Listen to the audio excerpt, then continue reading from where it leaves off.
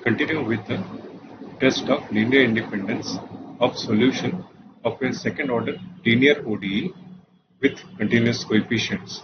Suppose that y double prime plus pxy prime plus qxy is equal to 0 has continuous coefficient, that is px and qx are continuous on an open interval I.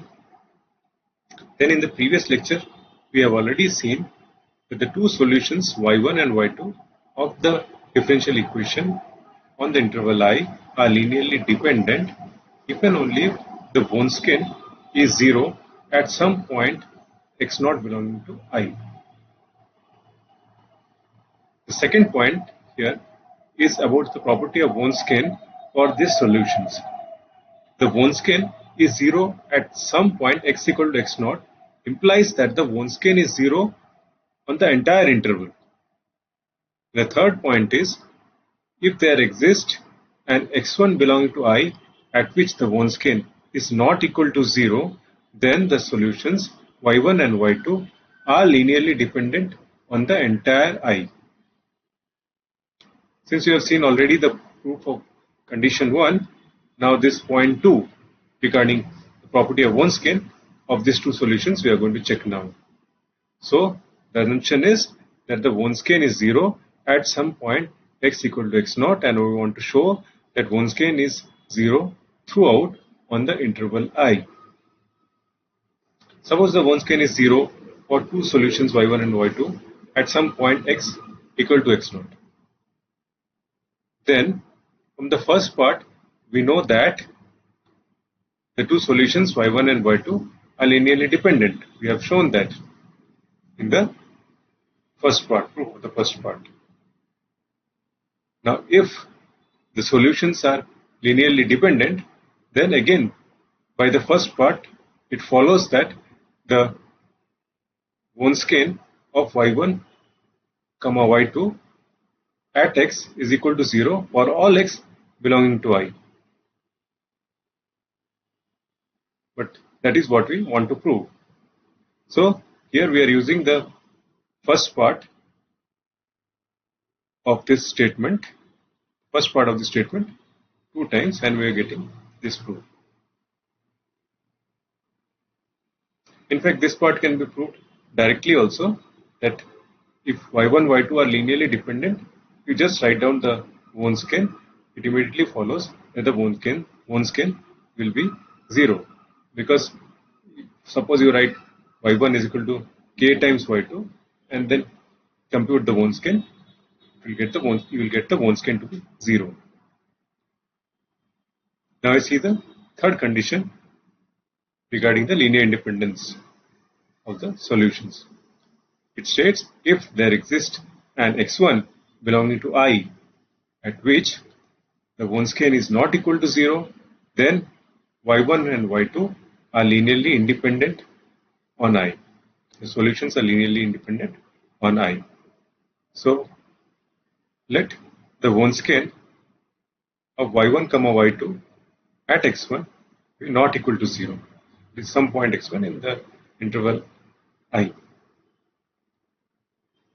So from the first part it follows that the solutions y1 and y2 can't be linearly dependent.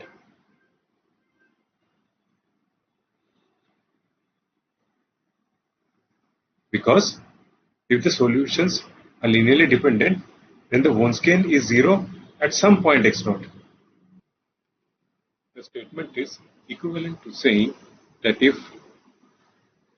there exists a point x1 belonging to I at which the bone skin is not equal to 0, then the two solutions y1 and y2 of the differential equations are not linearly dependent. Can't be linearly dependent. That means the solutions y1 and y2 are linearly independent. And that is what we need to show in this statement. Next, we see the definition of a basis of the set of solutions of a second order linear ODE a basis or a fundamental set of solutions of the second order linear ODE y double dash plus px y dash plus qxy is equal to 0 on an interval I is a pair y1 comma y2 of linearly independent solutions of the differential equation y double dash plus px y dash plus qxy is equal to 0 on I.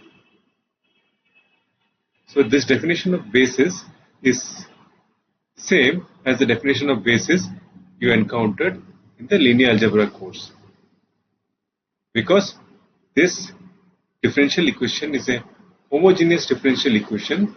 Its solution set is a vector space and this will have a basis.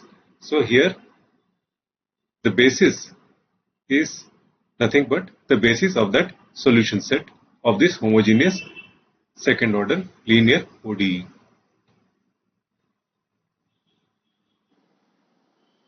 Here are some examples. The Px and Qx that appeared in the test of linear independence of solutions of the second order linear ODEs, we had assumed those Px and Qx to be continuous. So in these examples we will see that the continuity of Px and Qx is required. To consider the differential equation x square y double prime minus 4x y prime plus 6y is equal to 0. Here we can easily check that x square and x cube are solutions of this differential equation. If you substitute y equal to x square in this differential equation, then you see y double prime will be 2 and y prime will be 2x. So y is equal to x square satisfies this differential equation to compute. Similarly, you can check that x cube satisfies this differential equation. So x square and x cube are solutions of these differential equations and clearly they are linearly independent. One is not the linear multiple of the other. So they are linearly independent. But the Wronskian of x square and x cube is equal to x raised to 4. You can compute that by writing the definition of the Wronskian. You will get it to be equal to x raised to 4.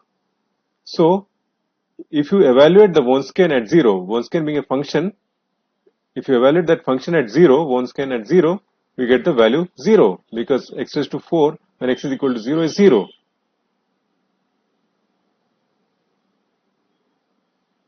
So though the Wronskian is 0, at 0 we are having two linearly independent solutions. Our test of linear independence of solutions tells us that if the Wronskian is 0 at some point in the domain, then the solutions are linearly dependent. So is this a contradiction to the test of linear independence?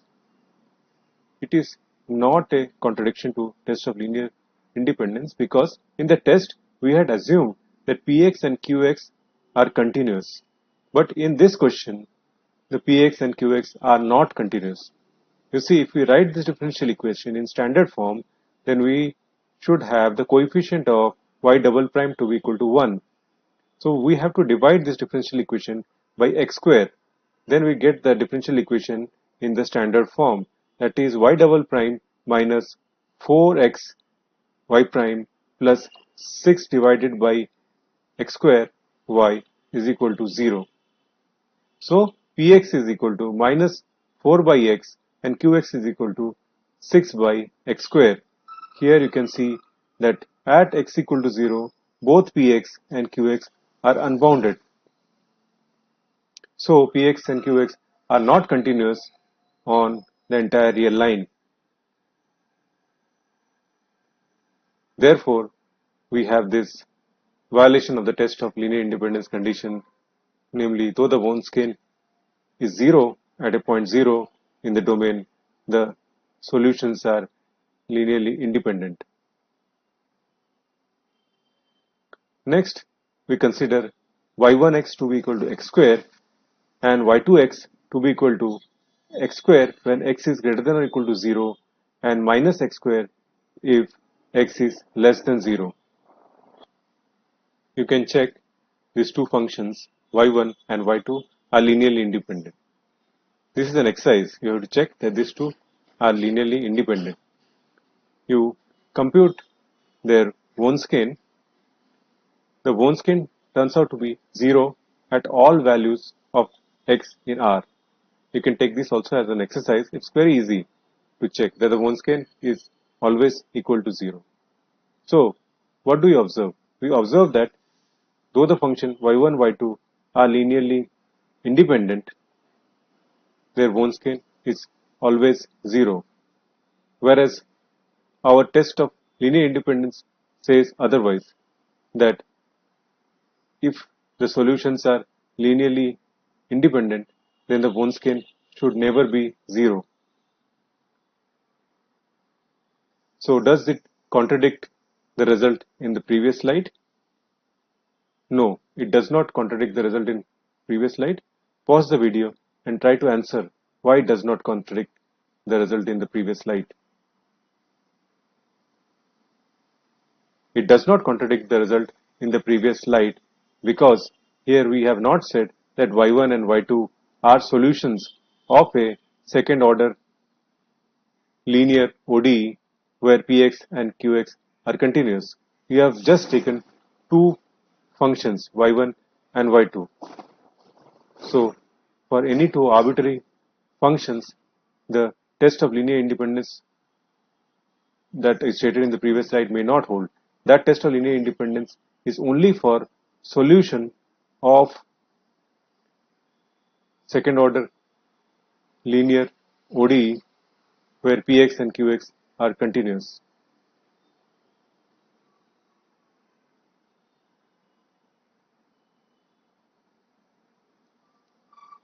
So we have the following result, namely if px and qx are continuous on an open interval I, then the second order linear ODE y double prime plus pxy prime plus qxy is equal to 0 has a basis of solution on the interval I. To prove this result, we convert this question regarding the linear second order ODE into initial value problem. We know that an initial value problem for this will have a unique solution. So we'll choose two initial value problem based on this second order ODE such that the solutions coming out of those initial value problem are linearly independent. So let us observe this. So first initial value problem will be y double prime plus px y prime plus qxy is equal to 0 where the initial conditions are y x naught is equal to 1 and y prime x naught is equal to 0. The second initial value problem that we will consider is y double prime plus px y prime plus qxy is equal to 0 with the initial conditions y x naught is equal to 0 and y prime x naught is equal to 1. Now existence uniqueness theorem tells us that the above problems have unique solutions, namely y1x for the first and y2x for the second on the interval I, the interval on which the differential equation is defined. Now, if we compute the Wronskian of these two solutions, y1 and y2, at the point x0, then we clearly see that the Wronskian is the determinant of 1 0 0 1 because y at x0 is 1, y dash at x0 is 0, y prime is 0 and y at x0 is 0, so this entry 0 and y prime at x0 is 1, so this entry 1 and the determinant of this 2 cross 2 matrix is equal to 1 which is not equal to 0. So the Wronskian at x0 is not equal to 0, which means that the solutions y1 and y2 of the given second order linear ODE are linearly independent. So they form a basis of the solution of y double prime plus px y prime plus qx y is equal to 0.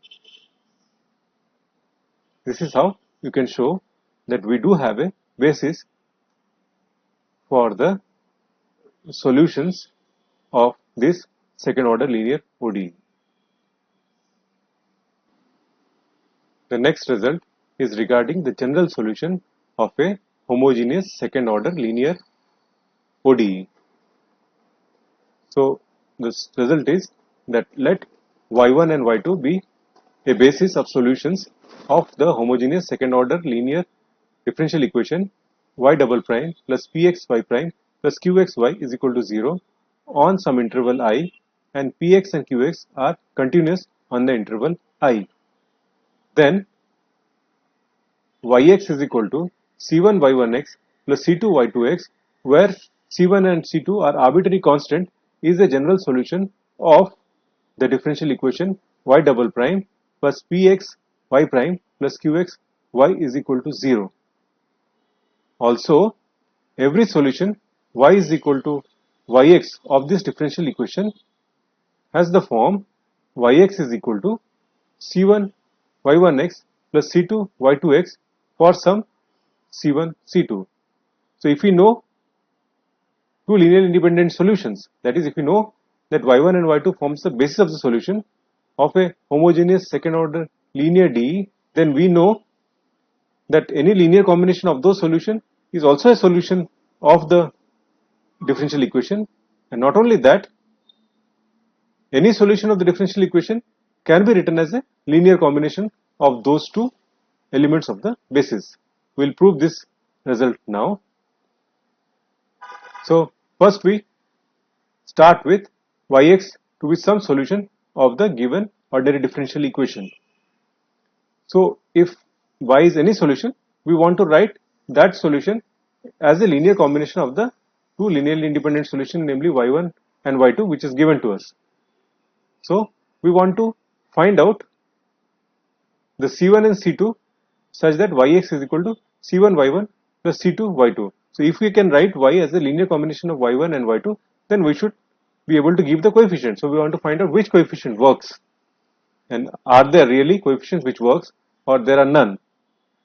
So we take them as variable c1 and c2, and now we consider the following two equations, namely y at x0 is equal to c1 y1 x0 plus c2 y2 x0, and y dash at x0 is equal to c1 y1 dash x0 plus c2 y2 dash x0. So we can consider these two as system of linear equations in the variable c1 and c2. So this can be written in terms of matrices as following. So you have a 2 cross 2 matrix here with the entries y1 x0, y2 x0, y1 dash x0 and y2 dash x0. That is multiplied to the matrix c1 c2, and we get the matrix y x0 and y dash x0. So this matrix equation is equivalent to this system of linear equations. A solution of this system of linear equation is also a solution of the matrix equation, and vice versa. Now you look at this particular matrix. So what do we realize from this matrix? This matrix is the one such that if we take the determinant of this matrix, that is nothing but the Wronskian of the solution y1 y2 evaluated at x0. The determinant of this is Wronskian of solution y1 y2 evaluated at x0. As y1 and y2 form a basis of solution of the differential equation, this particular 2 cross 2 matrix is invertible. Can you justify that? Please pause the video and try to justify yourself.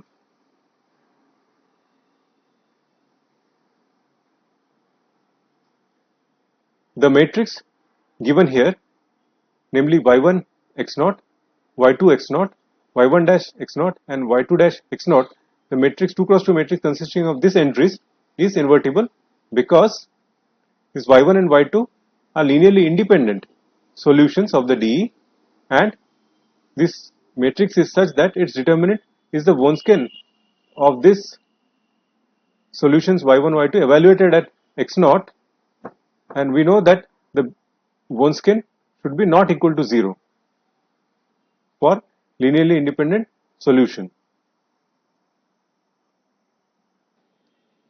So this matrix is invertible. Because this matrix is invertible, this matrix equation has a solution. In other words, this system of linear equations in variables c1, c2 has a solution. How to find the solution? The solutions can be given by the following expressions.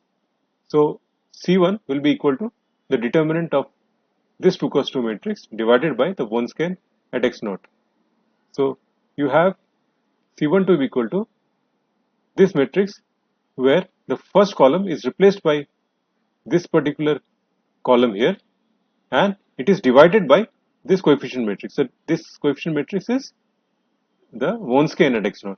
So that is precisely what is written here. And for C2, what is appearing above is nothing but the determinant of this matrix where the second column is replaced by this particular column, and so C2 is equal to that particular determinant of that particular matrix divided by this determinant of this coefficient matrix, but determinant of this coefficient matrix is the Wronskian at x0. So that is what is appearing here. So we have this C1 and C2 value from those system of linear equations. Now we know that this representation of y in terms of C1 and C2 is unique. So here our y is a solution which we tried to write as a linear combination of our linearly independent solution y1x and y2x. So the representation of y in terms of C1 and C2 is unique. Now we write ux to be equal to yx minus C1 y1x minus C2 y2x. This particular expression satisfies the differential equation. Why? Because each of yx, y1x and y2x are solutions of the differential equation. So this particular linear combination will satisfy the differential equation, and also this particular expression will satisfy the initial value condition, namely ux0 is equal to 0 and u dash x0 equal to 0. Why does it satisfy this initial condition? And why does this expression satisfy these initial value conditions? Because when we substitute for x0 in this expression, we get ux0 to be equal to 0 from this particular equation.